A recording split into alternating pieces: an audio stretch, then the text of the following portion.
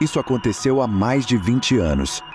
Na época, eu estava voltando para casa com minha namorada. Era a véspera de Natal e a família da minha mãe costumava fazer uma grande comemoração na casa da minha tia em Estacada. Essa era a primeira vez que minha namorada se encontrava com minha família, mas ela se deu muito bem com eles. Passamos a maior parte da tarde e da noite conversando, jogando pôquer, abrindo presentes e tomando uma variedade de bebidas para adultos. Minha namorada já estava bastante embriagada quando tivemos que ir embora. Portanto, eu nos levaria para casa. Eram mais ou menos 11 da noite. Eu estava dirigindo o carro da minha namorada pela estrada. Esse trecho da estrada é cercado por fazendas e densas áreas de floresta, e algumas partes não têm iluminação. Mas nada a temer. Eu cresci nessa área, portanto, conhecia essa estrada como a palma da minha mão. Nós dois estávamos apenas dirigindo e conversando. Apenas dois jovens amantes aproveitando ao máximo nosso momento juntos. Há uma parte da rodovia que desce por uma enorme colina antes de cruzar Deep Creek. Ao redor de ambos os lados da estrada, há florestas densas. Não há luzes. A única coisa que podíamos ver era a área diretamente em frente aos nossos faróis. Desço a colina, atravesso a ponte e subo a colina, passando por mais floresta. É quando a rodovia começa a se aplainar que acontece. Algo atravessa a estrada correndo, tão repentinamente que quase atropelei o que quer que fosse. Pisei no freio. Viro para minha namorada e pergunto se ela viu.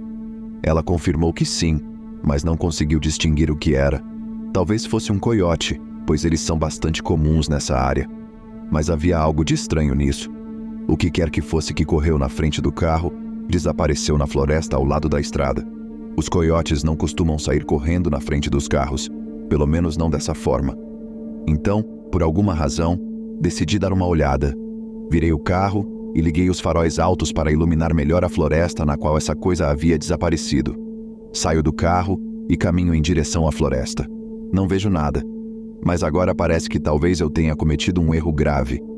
Meu coração está batendo forte e os cabelos da minha nuca estão em pé, mas ainda não vejo nada de anormal nas árvores. De repente, a buzina do carro dispara. Não é um tipo de buzina que você ouviria se, digamos, alguém só quisesse chamar atenção. Não, era um longo e estridente som, como se alguém estivesse morrendo de medo. Voltei para o carro e perguntei à minha namorada por que ela estava tocando a buzina daquele jeito. Ela não disse nada. Em vez disso, apontou para um ponto a cerca de 15 metros de onde eu estava. Olhei para aquela direção e foi então que a vi.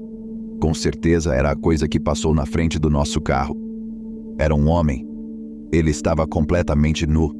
Sua pele estava coberta de sujeira e lama. Em uma de suas mãos, ele segurava um machado.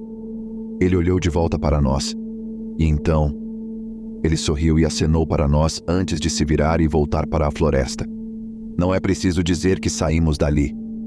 Quando estávamos dirigindo em segurança novamente, minha namorada explicou o que tinha acabado de acontecer.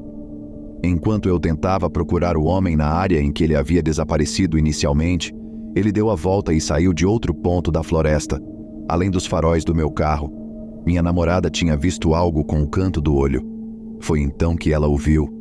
Antes que ela tocasse a buzina, ele estava caminhando em minha direção, com um machado levantado, como se quisesse me atacar. Ligamos para as autoridades quando chegamos em segurança em casa, mas eles nunca encontraram ninguém, ou encontraram e não nos contaram.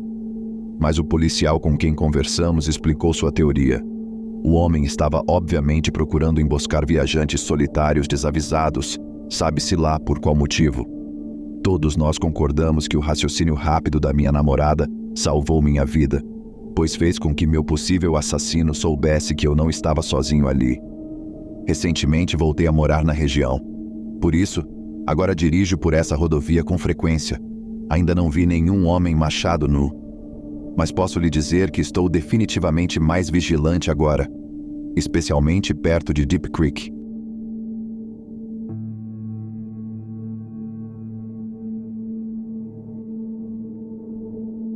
Era véspera de Natal e eu era caloura no ensino médio. Minha família está dividida há algum tempo, então normalmente trocamos o dia e a véspera de Natal todos os anos e, nesse ano, Eu tinha voltado para casa mais cedo da festa de Natal dos meus avós, enquanto todos os outros estavam com meus tios e tias comemorando em outra festa. Quando me deixaram em casa, meus primos se ofereceram para ficar comigo por algumas horas, mas eu recusei. Achei que poderia assistir a alguns dos meus novos DVDs e passar algum tempo sozinha em casa, o que é uma raridade. Eu havia notado um carro desconhecido estacionado na rua, mas não pensei em nada, pois era véspera de Natal. Provavelmente era um parente do vizinho ou algo do gênero. Depois que entrei, tranquei a porta, peguei um lanche e comecei a me acomodar. Eu não estava em casa há mais de 15 minutos quando bateram na porta. Destranquei a porta e abri apenas uma fresta para ver um homem parado ali. Cabelo escuro, óculos, um pouco acima do peso e vestido de forma casual. Ele não parecia ser uma grande ameaça, mas meu estômago se revirou. Ele perguntou: "Eu estava pensando no carro que está lá fora. Ele está à venda?" Eu lhe disse que achava que não. "Há alguém aqui com quem eu possa falar sobre isso?" Eu disse, e de forma bastante estúpida devo acrescentar: "Não, você pode voltar outra hora." Fechei a porta e girei a fechadura o mais rápido que pude. Ele pegou a maçaneta imediatamente e começou a bater na porta. Ouvi uma série de palavrões e a batida parou. Aterrorizada, eu me arrastava pelo chão até o telefone, esperando que ele não pudesse me ver por uma das janelas. Então ouvi os ruídos. Nossa casa tinha uma porta de garagem aberta, que dava para a lavanderia, onde a fechadura estava quebrada e ninguém havia se preocupado em consertá-la. Naquele momento, ouvi um homem gritar e vi o homem pela janela correr para o carro e sair. Meu tio o pegou bem a tempo e assustou o homem. Quem sabe o que teria acontecido se ele não tivesse chegado em casa a tempo? Infelizmente, não conseguimos o número da placa e nada aconteceu, mas nunca mais ficarei sozinha em casa em um feriado.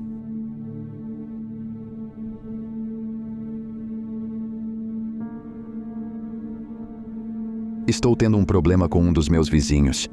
Isso tem sido muito irritante. Moro em um bairro onde as pessoas não cuidam muito bem de seus animais de estimação. Quero dizer, há todos os tipos de gatos andando por aí. Eu os nomeio porque os vejo o tempo todo. Muitas vezes até consigo que eles se aproximem e me deixem acariciá-los.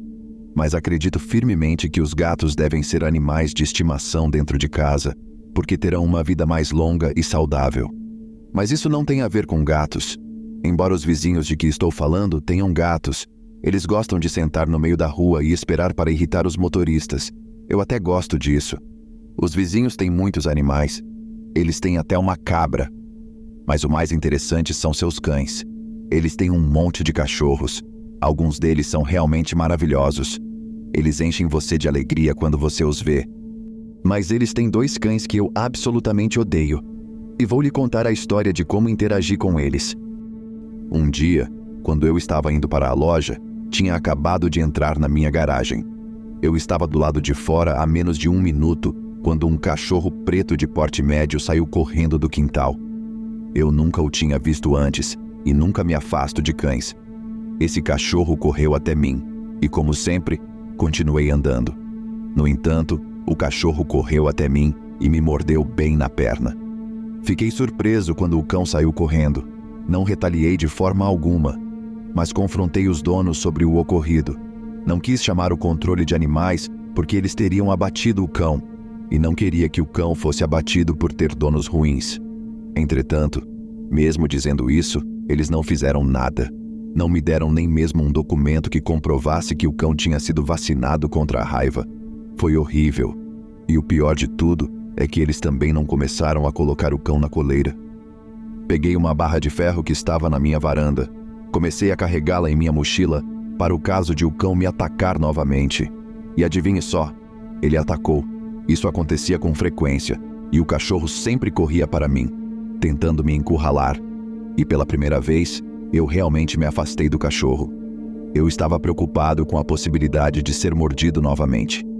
Sacudi a barra contra o cão algumas vezes e ele acabou indo embora. Agora não quero ouvir nada dos amantes de cães que acham que eu estava fazendo algo ruim. Esse era um cão do qual poupei a vida várias vezes. Meu amigo teve seu cão abatido simplesmente porque ele perseguiu alguém sem mordê-lo. Portanto, toda vez que esse cão vinha até mim, Eu poderia ter conseguido que ele fosse levado embora, mas nunca fiz isso. Portanto, defender-me com a barra era completamente justificável em minha mente. Eu mencionei que meus vizinhos eram estranhos, e sempre havia um novo animal que aparecia. Eu lhe contei sobre a cabra, mas aconteceu uma coisa pior. Eles adquiriram outro cão agressivo. Era um cachorro preto maior. E um dia, como de costume, quando eu estava caminhando, os 2 cães vieram até mim. Fiquei muito assustado quando eles latiram, rosnaram e me perseguiram. Como um idiota, eu não tinha trazido a barra comigo porque não via o cachorro há algumas semanas. Os 2 cães eram muito assustadores e seus latidos eram furiosos. Eles me perseguiram até o quintal de alguém e depois contra uma cerca. Eu estava com medo de que eles me mordessem, mas então um carro passou e os assustou. Tentei encontrar outra coisa para me proteger e encontrei algo que eu pudesse carregar comigo sempre que saísse de casa. Uma noite, não faz muito tempo, fui fazer minhas compras de Natal. Estava frio e um pouco gelado lá fora, mas era quando eu gostava de fazer isso. Eu não via os cães há algum tempo. Porém, bem no limite do bairro, ouvi os latidos e os 2 cães saíram correndo do escuro em minha direção. Fiquei com medo e tentei me afastar, mas escorreguei e caí. O cachorro menor começou a rosnar e avançou sobre mim. E logo antes que ele pudesse me morder, houve um som elétrico incrivelmente alto. O cão que estava prestes a me morder se deitou no chão choramingando. O cão maior, apavorado com o barulho, virou-se e saiu correndo. Levantei-me lentamente, com cuidado com o cão que estava deitado no chão. Eu não queria machucá-lo, e sei que a agressividade dele era mais culpa do dono e não dele. Mas eu havia comprado a arma de choque para me proteger e ela funcionou. Não vi mais os cães nos dias seguintes e me pergunto se eles vão me deixar em paz por enquanto. Mas confesso que desenvolvi um pouco de fobia de cães.